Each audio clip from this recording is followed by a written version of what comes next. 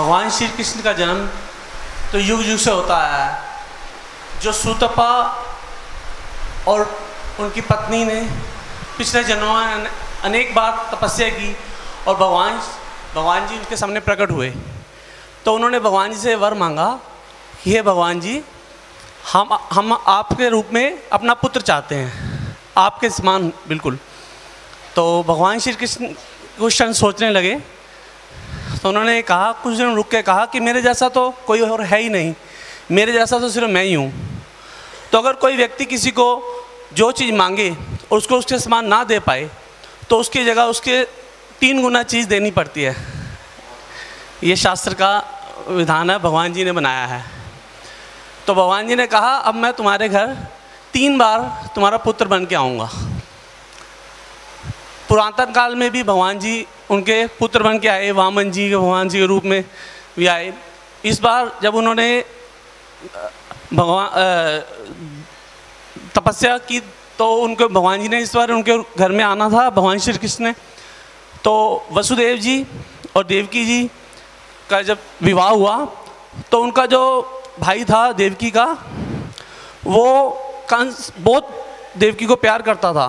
तो जब वो उनका शादी के लिए उनको ले जाने लगे तो वो संक्षेप में, हाँ जी, सिर्फ वो रहस्य बता। हाँ जी, अच्छा सर।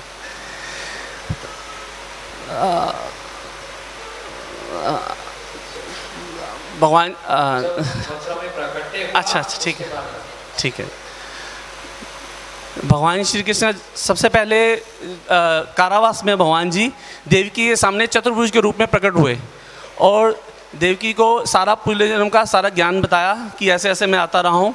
और उसके बाद देवकी जी ने उनको कहा कि भगवान जी, मैं आपको वात्सल्य रूप में आपको बच्चे के रूप में पाना चाहती हूँ, तो आपको मैं इस तरीके से इस चतुर्भुज रूप में आपसे प्यार कैसे कर पाऊँगी। भगवान जी ने उसी वक्त उनको अपना बालक का रूप बनाया और उनके पास आ गए और वसुदेव जी को कहा कि आप मुझे ले जाकर मथुरा जी में ले जाना, वहाँ पर गोकुल में ले जाना है आपने। और उसके बाद वसुदेव जी ने कहा कि मैं तो कैसे ले जा पाऊँगा, सारी बेड़ियाँ बंधी हुई हैं हमारे यहाँ, उसमें कैसे ले जाएंगे। भगवान जी ने कहा सब व्यवस्था हो जाएगी। उसके बाद जैसे ही भगवान जी ने इतना कहा तो सब पहरेदार सब सो गए, बेड़ियाँ सब खुल गई और वो वसुदेव जी भगवान जी को एक टोकरी में डालकर अपने सिर पे रखकर और जाने लगे। तो यमुना जी जो भगवान जी की पटरानी हैं, उन्होंने जब देखा कि भगवान जी आ रहे हैं तो उनको देखकर बहुत प्रसन्न हुई। उन्होंने अपने पूरे वेग से साथ उनके चरणों को छूने के लिए प्रयास किया तो भगवान जी ने अपना एक चरण नीचे निकाला और उनको छूने दिया। उसके बाद उन्होंने रास्ता दे दिया और फिर वसुदेव जी उनको भगवान जी को लेकर नंद गांव में चले गए। तो उसके बाद गोकुल में चले गए। उसके बाद भगवान जी जो भगवान जी के वहाँ पर गोकुल में भगवान जी का जैसे यहाँ भगवान जी का रूप हुआ, उसके बाद वहाँ पर गोकुल में यशोदा जी के घर 2 बच्चे उत्पन्न हुए। उनमें एक तो भगवान श्री कृष्ण और साथ में अनुजा यानी कि महामाया जी उनके साथ प्रकट हुई।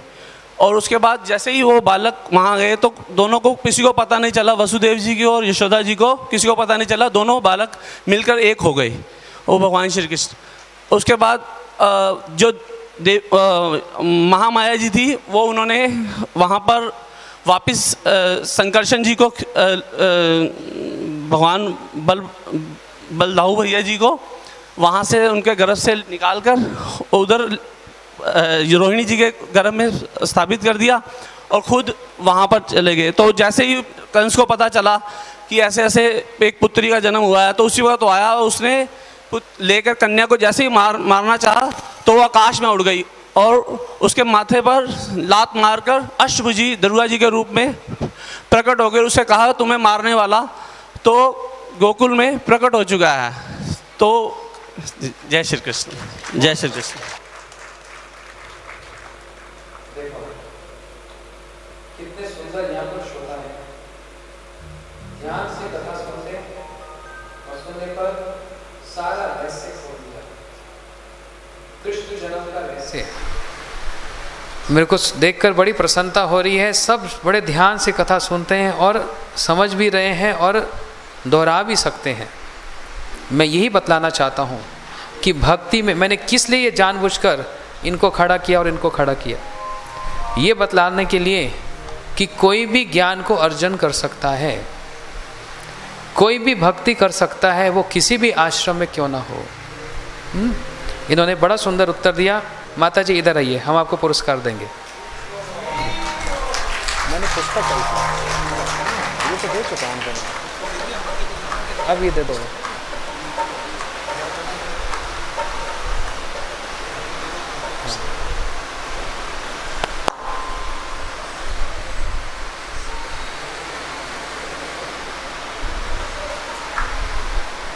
कोई ताली नहीं बजाता यहाँ? हरे कृष्ण, बैठिए। ये तो बड़े लोगों की बात। कल देखा था कैसे बच्चे यहाँ पर गीता जी के एक साथ झड़ी लगा दी, 20-25 श्लोक सुना दिए। जो काम बड़े बड़े नहीं कर सकते, जो माता पिता नहीं कर सकते, वो बच्चे भी करके दिखाते हैं। अब आज एक बच्चे से हम एक कथा भी सुनते हैं। इधर आ जाओ गौर, है गौर, बैठो इधर। कौन सी क्लास में पढ़ते हो? 7th क्लास में पढ़ते हैं। ये बच्चे कथा भी सुना सकते हैं। इसलिए मैं बतला रहा हूँ कि भक्ति में ये चीज़ प्रत्यक्ष अपनी आंखों से हम देख सकते हैं कि भक्ति में आयु का कोई लेना देना नहीं, किसी आश्रम का कोई लेना देना नहीं। सन्यासी, गृहस्थ आश्रम, बड़ा छोटा, वृद्ध, हर कोई भक्ति कर सकता है। अब सुनिए इनसे। ओम अज्ञानतिमिरन्धस्य ज्ञानाञ्जनशलाकया चक्षुरुन्मीलितं येन तस्मै श्रीगुरुवे नमः। नमो गुरुदेवाय राधिकाय प्रियात्मने श्री श्रीमद्भक्तिवेदांत नारायणति नामिने। हे कृष्ण करुणा सिंधु दीनबंधु जगतपते गोपेश गोपिकांत राधाकांत नमस्तुते।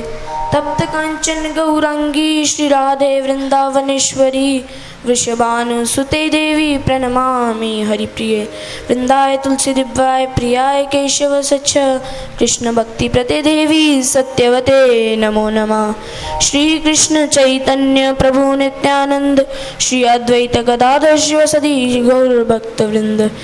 एक बार सभी बोलेंगे हरे कृष्णा कृष्ण कृष्ण हरे हरे, हरे राम राम राम हरे हरे। भारतवर्ष में एक राजा हुए, उनका नाम उत्तानपाद। उनकी 2 पत्नियां हुई, पहली का नाम सुनीति और दूसरी सुरुचि। उनके दोनों 2 पुत्र हुए, सुनीति से बड़े पुत्र ध्रुव और सुरुचि से उत्तम। इस दृष्टांत से हमें पता चलता है कि एक व्यक्ति दो तरह से काम करता है, एक अपनी रुचि के अनुसार और एक अपनी नीति के अनुसार। जो व्यक्ति रुचि के अनुसार काम करता है उसे उसका फल उत्तम तो मिलता है, परंतु वह ध्रुव नहीं होता। परंतु जो व्यक्ति नीति के अनुसार काम करता है उसे हमेशा ध्रुव फल मिलता है। इसी प्रकार हमारा सूक्ष्म शरीर मन, बुद्धि और अहंकार से बना हुआ है। हमारा बुद्धि मन से श्रेष्ठ होती है, परंतु हम सभी मन के अनुसार काम करते हैं। हम में से सब अधिकतर लोग मन के अनुसार काम करते हैं। हम अपने मन को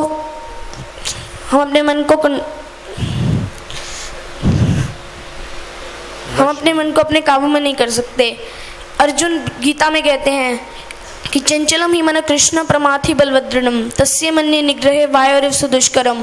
कि हे कृष्ण, मैं अपने एक बाण से वायु की दिशा बदल सकता हूँ, परंतु मुझ में इतना बल नहीं कि मैं अपने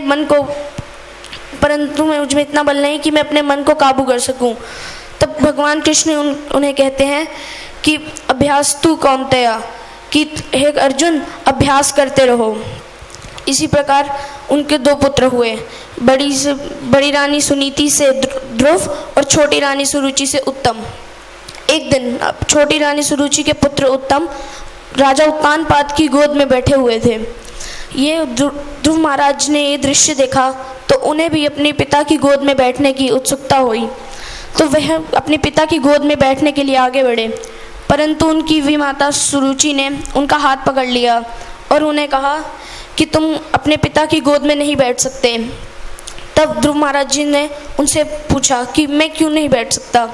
तब उन्होंने कहा कि तुमने मेरी कोख से जन्म नहीं लिया, इसलिए तुम नहीं उधर नहीं बैठ सकते। तो ध्रुव महाराज जी ने कहा परंतु वे तो मेरे भी पिता हैं।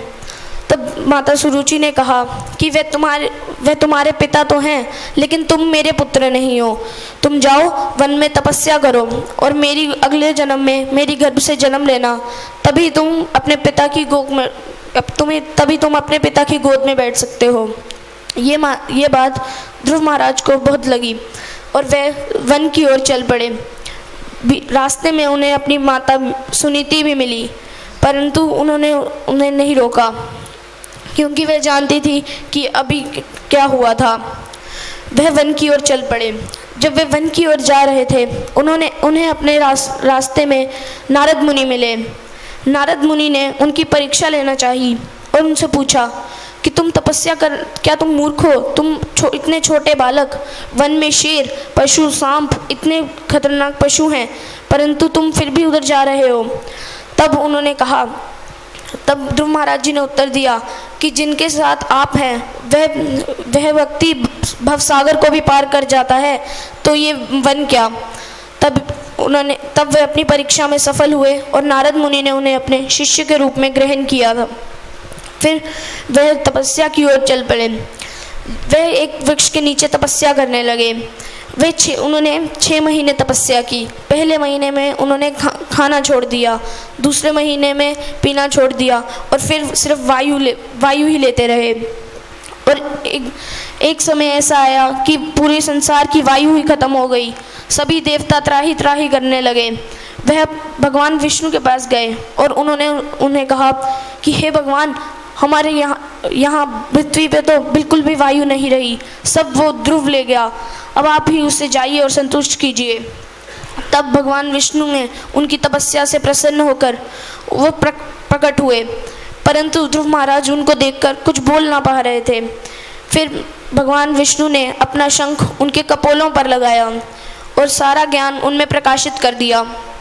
तब वे कुछ बोल पाए और फिर भगवान ने उनसे पूछा कि तुम कुछ मुझसे वर मांगो। तो उन्होंने ध्रुव महाराज जी ने उत्तर दिया कि मैं तो यहाँ पर एक कांच का टुकड़ा ढूंढने आया था, परंतु मुझे एक हीरा मिल गया, अब मुझे और कुछ नहीं चाहिए। परंतु भगवान ने कहा कि तुम्हें कुछ तो लेना ही पड़ेगा, क्योंकि जो भी मेरी तपस्या करता है मैं उसे ज़रूर कुछ ना कुछ फल देता हूँ। तब उन्होंने भगवान ने कहा कि तुम जिस कार्य से यहाँ पे आए थे मैं तुम्हें वही दूंगा। और उन्होंने उन्हें 36,000 वर्ष का राज्य दिया। और नारद मुनि जब ये बात नारद मुनि को पता चली कि उन्हें भगवान की प्राप्ति हो गई,